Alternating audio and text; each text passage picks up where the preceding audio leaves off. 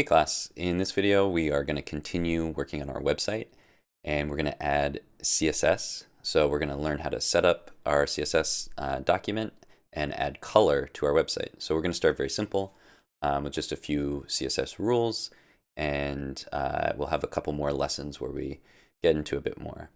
So we're going to review a little bit of our project setup. We'll talk about CSS. We're going to cover just color in this video. In the next video, we'll talk about typography. And in the third video, we'll talk about layout. We're going to kind of go over some of the basics of how to write CSS. And then we'll look at how to find colors and get good colors for your website. And then we'll look at a few other tools and connect our website all together. So let's go ahead and get started. So I'm going to open up my folder on my desktop. I have my MMP 100 folder here, and in there I have my web folder. And so we're going to be continuing to work in Sublime Text. And so we want to open that web folder in Sublime Text. I have Sublime, or no, I usually have it docked over here, but I actually don't. So let's go ahead and open Sublime Text. You can use the spotlight up here and just type in Sublime, or you can use the app launcher, or however you open applications. And typically when you open up Sublime, if it remembers which project you were working on previously, it's just going to open it right back up to where you were. So if you see this, that's great. You can just go ahead and get started. But in case you don't, I'll show you what to do. So I'm going to close Sublime for a moment. So if you don't see that when you open it up, you can either drag your folder onto the Sublime folder text icon on your dock. And if you want to keep that on your dock, just drag it up here and it'll stay there. So I can drag this web folder over to Sublime Text and it'll open it up. This obviously is for Mac. I don't know if you can do this on Windows. I think you kind of can, but it's a little bit different. Anyway, the other way you can do it is if you're already in Sublime. So you'll see Sublime in the menu bar up here. But if you have something else open or you don't have anything open, you can go to File, and you might be able to find your project under Open Recent. So you can see my project right there. So you can just click on it from there. But you can also go to Open. And on the Mac, you can use Open to open a file or a folder. So remember, we want to open up our whole project folder. So instead of opening up like an individual HTML file, what I want to open is this entire website folder. On Windows, when you look at Sublime, it's going to say Open Folder and Open. So it has two different ways of doing it. So you want to use Open Folder there. So when I open my project, you can see the folders over here. If you don't see these folders over here, you may want to do that again to make sure you have it. And you can see the index.html page that we created, and you can see the two story pages that we created. So now we can get started adding CSS. So let's see. So CSS stands for Cascading Style Sheets. And this has to do with the way that CSS is implemented. So we're not going to get too crazy into CSS, so we're not really going to see the effects of this so much. But I'll just explain it real quick. So in web development, we usually have, on a website, we have multiple pages. So we have index.html, and then we also have I have an animator page. You might have, whatever the next page in your story is. I also have a coder page, and you should have at least 5 other pages. So one of the advantages of CSS is that we can create a set of style rules, things like colors and fonts or typography and layout. So this determines how the website looks. And instead of having to write all this for each one of our pages, we can take one style sheet and we can apply it to multiple pages. So that's kind of like the general approach that we want to do, that we're going to do in this demo. We're not going to get super complex with this, but the cascading part refers to the way that we can apply multiple style sheets to different parts of our website. So you might have one sort of like base style sheet, but then you might have like a separate style sheet maybe for your menu or for like a special part of the website that only applies to certain pages. And you can also have styles just directly written into your HTML and even into the individual HTML tags. So there's a number of different ways that you can apply styles to a site. And the cascading part just kind of refers to the way that the styles get applied to the website. So they cascade from sort of the top application or the top page down to the more specific pages. Again, we're not really going to use this very much, so it's not really worth going in too much further, but that's just to kind of explain what that means. So we are going to create our style sheet. So our basic style sheet is going to be called style.css. You can name this whatever you want. It's not like index.html where you have to have index.html. Your style sheet can be called anything. Style.css is a pretty typical place to start, but you might see like main.css or UI.css or other names depending on what the styles are being used for.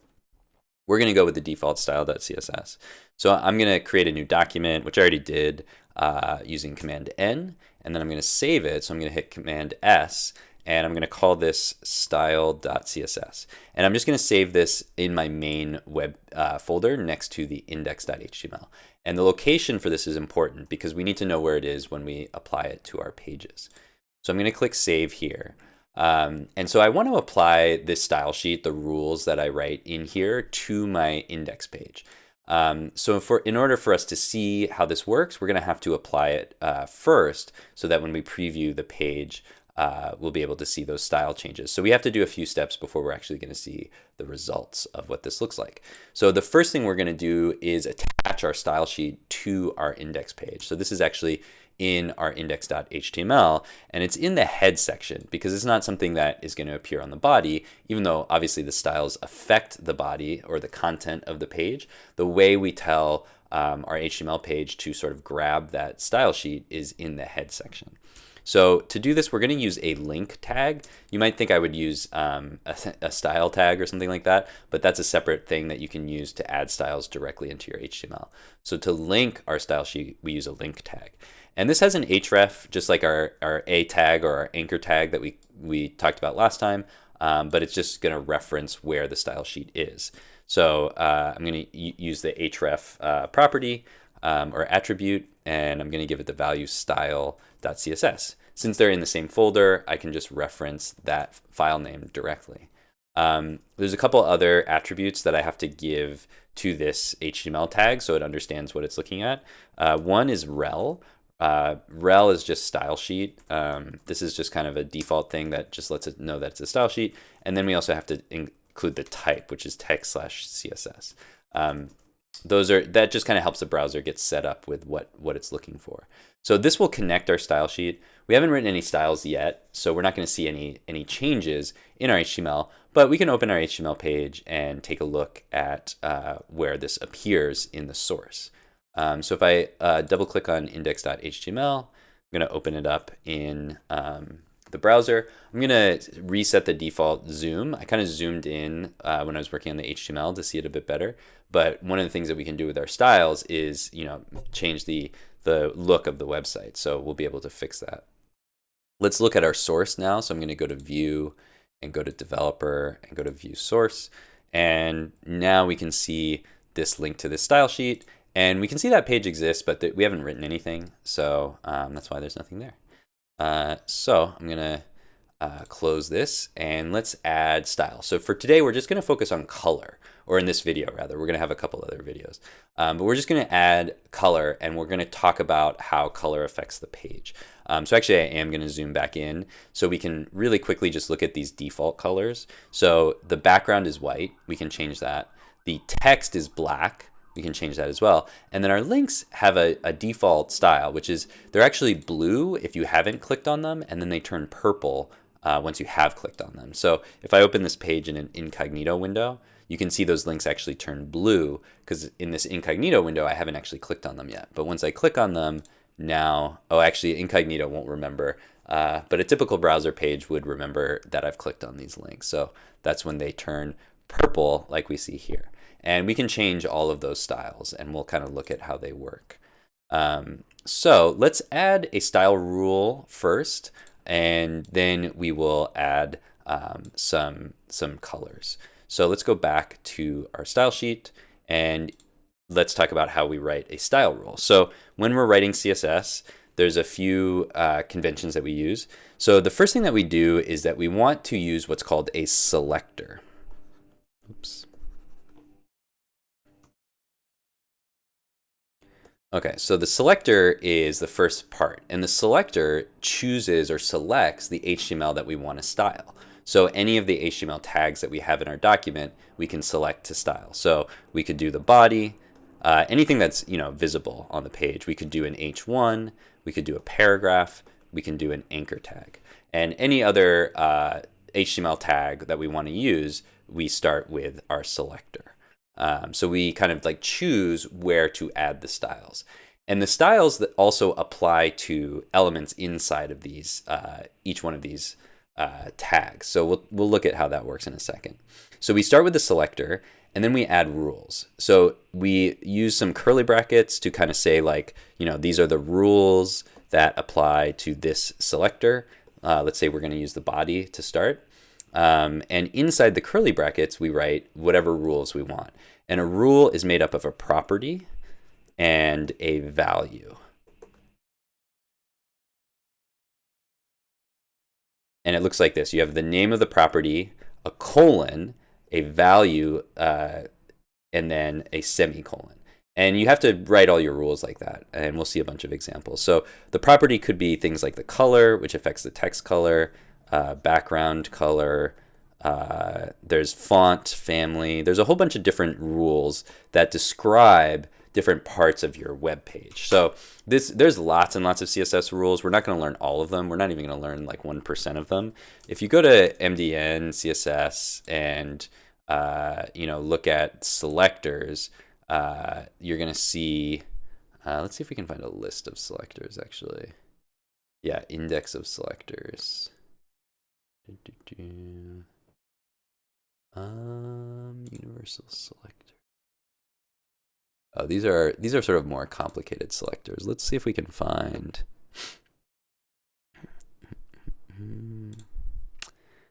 Okay, CSS reference. Okay, so these are all of the different selectors in CSS. So these are properties. The selectors are any HTML element, but these are all the properties. So there are things like background, which we'll cover, but there's also crazy things that we will not cover. So you can see there's just tons of them. We don't have time to go over all of them, but if you want to do something that we don't cover, you could try to think about, oh, what would I call that? Or just Google it, and you'll probably be able to find it pretty easily. So let's go back to writing our CSS rules. So then after the property, we use a little colon, and then we have a value. So a color value may be something like blue. There's some other color values we'll talk about. A font family might be like Arial. You may not be familiar with fonts, but we'll talk about that in another video. And that's basically what our syntax looks like. So let's go ahead and write some syntax.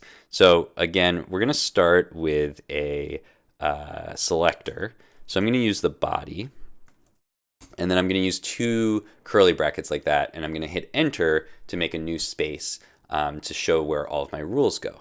And just like with our HTML, I can kind of collapse this if I want to, hide it for a little while. And then if I click on these curly brackets, it'll kind of show me where they start and end. So that makes it easy to see which rules apply to which part of my website. So let's start with the body, and let's just add a really simple rule. I'm going to use the color rule, and notice that Sublime will sort of hint all the different types of rules there are. So if you start to type one in, it'll usually kind of like guess what you're trying to write. It doesn't do a great job, so it ticks me there, but I can add color, and then if I accept that suggestion from Sublime, it adds the colon and the semicolon for me. All I have to do is write the value. And when I write the value in, we can also see all of these different CSS color values. So I can actually choose all of these different blue values, and it'll fill it in for me. So Sublime knows a lot about web development, and it's going to try to kind of help me out as I go. So I'm going to save this. I'm not going to register Sublime right now. I'm going to save this, and I'm going to go back to my website. And when I refresh the page, so you're not going to see the change at first. You're going to have to refresh the page. You can click the refresh button here, or you can hit Command or Control R. And now we're going to see that blue color. So that looks kind of nice. We can add lots of colors. So let's talk about the different color values that we can use for a moment. So a website that I like to use to look up different color values is called HTML Color Codes. And the reason I like this website is because it has a lot of the colors, but it also shows you all the different ways to describe the color. So there are names for colors, and these are like a bunch of built-in color names, and the people who make the web kind of decide what are some good colors to use and what should they be called. But then you can see each color name is associated with a value, and that value can be represented a few different ways: the hex value, the RGB value, and the HSL value. If you remember when we were talking about color, when we were working with Photoshop, we talked about RGB, how we mix colors by using red, green, and blue. And so the RGB value gives you kind of the mixture of red, green, and blue. And that kind of matches to the hex code. The hex code is another way of writing RGB using a different numeral or character format. It uses some letters to increase the number of characters. And so it's a little more efficient. And then HSL describes the hue, the saturation, and the lightness, or light to dark value. So there's a few different ways that we can use this color. The named colors are just one sort of subset of colors. There's lots and lots and lots of colors. So you might find a color that's close, like you could say like, oh, I like this hot pink color. And if I click on here, for some reason it should let me go to the hot pink. Let me try refreshing this. Maybe if I...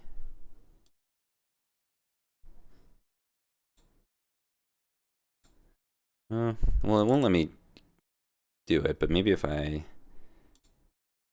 Okay. Anyway, I can also use this color picker up here. So if I want to get something similar to that, I can move that around. And then what I can do is copy this hex value, or I can just, copy the name, or I can type it in. So let's use hot pink, and we'll use that for our text color. So I'll change that to hot pink.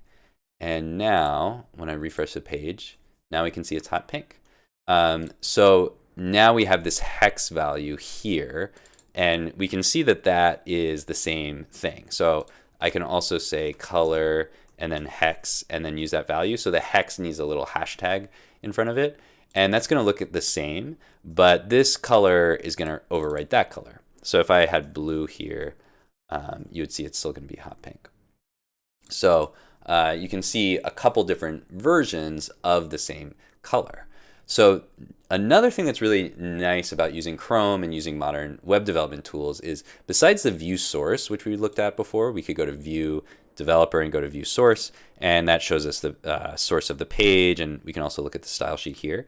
There's also an interactive developer tool called the inspector, which shows us all of our HTML content and the styles, and we can actually change the styles to see how it looks, and then just experiment with things. So to find that, we could go to view and developer, and here we go to inspect elements, and that brings up this developer tool window. I'm going to hide myself for a moment. If you see this little what's new in dev tools thing here, this is just kind of sometimes this will pop up if they make new changes to the dev tools, but I'm just going to close this. So you'll notice by default in this elements section here, you can see all my HTML and you can see my styles down here. So if I click on the body here, it shows me the styles here. And notice a couple things. I'm going to zoom into this section a little bit to make it a little more visible. Notice that this color is overwriting this color. That's part of the cascading aspect of cascading style sheets is rules will kind of replace previous rules. So even though this is in the same section, if this was like another section, it would do the same thing. So a couple things that are nice about this inspector, I can look at all the HTML here. So if I click on the body, it shows me kind of the section, how the body, what section the body consists of. The orange border represents the margin, which we'll talk about when we talk about layout. And the blue section represents the content. And then we can see all of our different parts of our website here.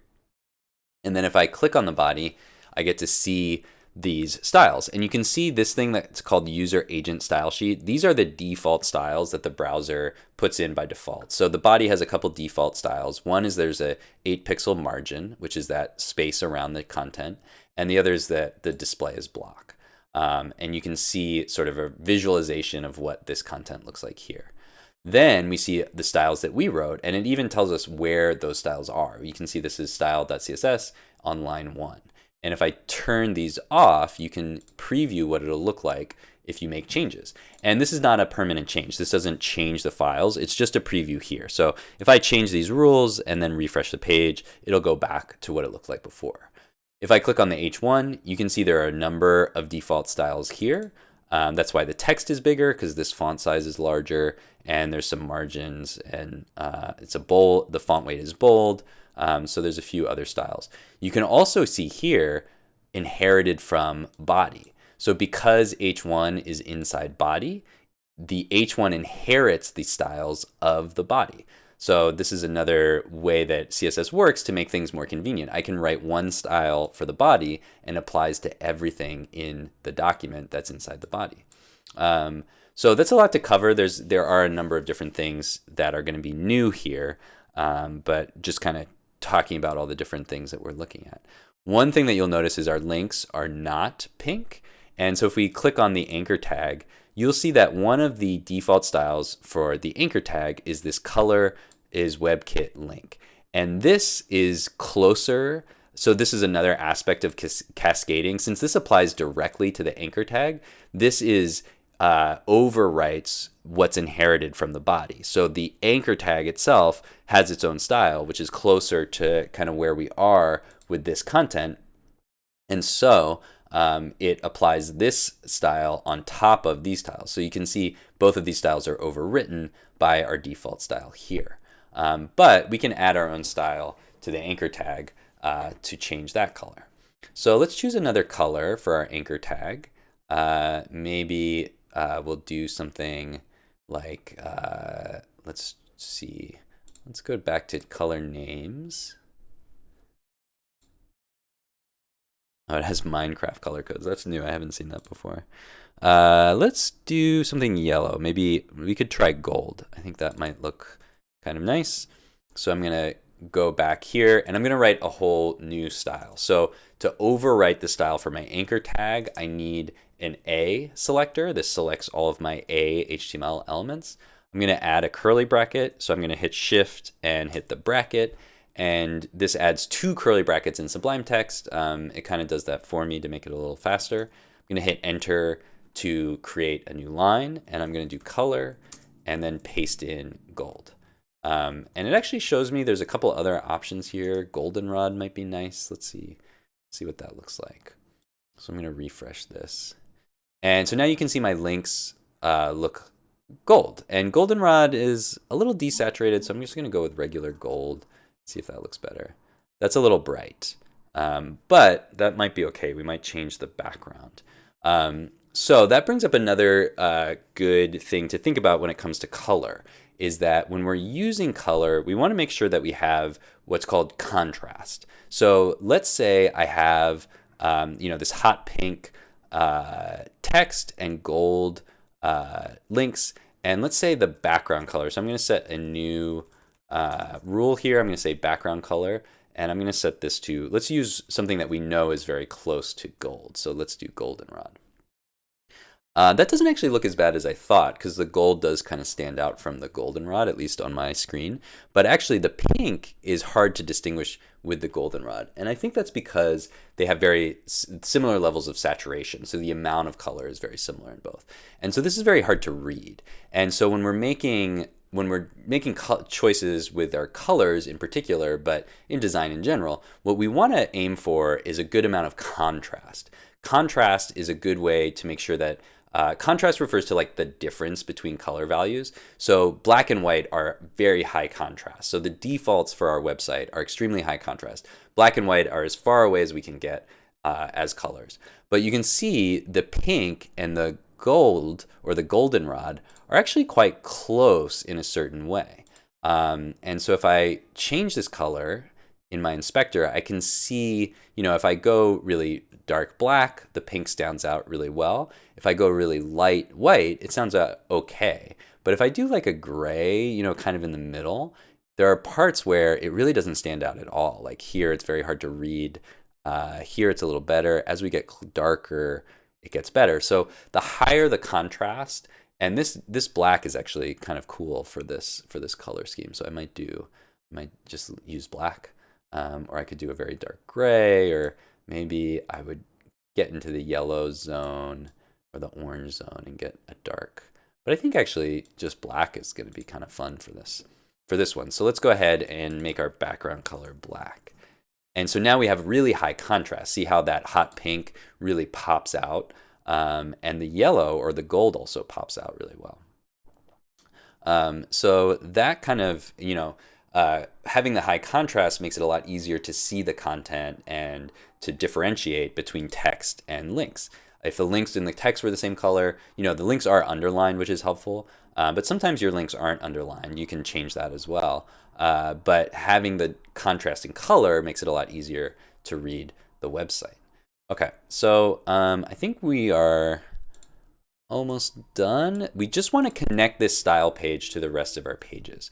I'm also noticing that this is kind of a small detail, but notice that this period is pink and this period is yellow. So I made a little, it's not a mistake, but it's just a difference. And so I should be consistent there. So if I go back to my index.html, you can see that's because my animator, this dot is inside the anchor tag. And actually, what I'm noticing is I made an error here. I never closed this anchor tag. So that's kind of interesting. Sometimes you can make mistakes like that, and Chrome is going to fix it for you. Although it looks like they really, this looks kind of weird. So I made a mistake here, and Chrome is kind of doing its best to work with it, but it is looking kind of weird. So I forgot to close this anchor tag in my last demo. I must have been getting distracted. So there we go. I closed that anchor tag. Now this actually looks normal, so it doesn't look weird anymore. We see the text, the anchor tag, and then the final period. And we see that final period is the pink color because it's not inside of the anchor tag. All right, so this is looking pretty decent. We've covered a couple basic ideas. There's a whole lot more to talk about when it comes to CSS, but this should give you kind of a basic intro. And I really want to start very simple with just a few rules just to understand the basic syntax, and then we can start to add more rules in the next video. But before we do that, we need to apply these styles to our other pages. So you'll notice if I go to the coder page, it goes back to the default style. And if I go to the animator page, it also goes back to the default style. That's because I haven't connected the style sheet. So I linked my style sheet to the index page, but I didn't do that to my other two pages.